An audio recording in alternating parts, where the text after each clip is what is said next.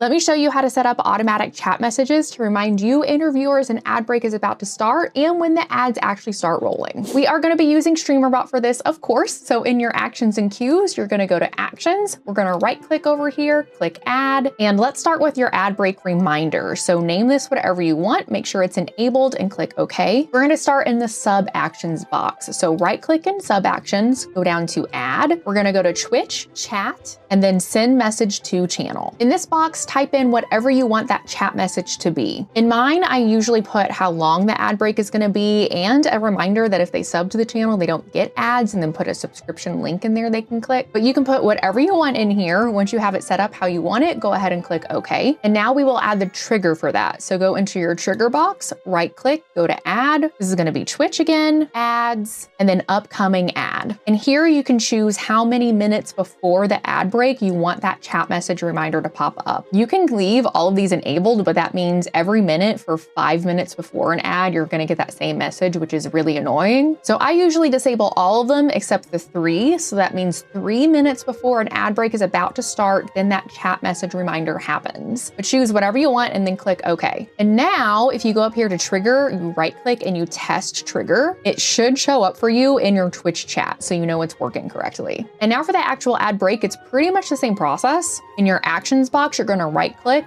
and choose add. Name the action whatever you want. Make sure it's enabled and click OK. We're going to start in sub actions again. Right click, add, Twitch, chat, send message to channel. In this box, you're going to type whatever you want that chat message to be. And once you have it set up, go ahead and click OK. And now for a trigger. So we're going to go to the trigger box, right click, add. This is going to be Twitch again, ads, and then add run. So this message will happen when the ad break actually starts. And to make sure that it's working correctly, right click on the trigger, go to test trigger, and then again, you should see it show up in your Twitch chat so you know it's working correctly.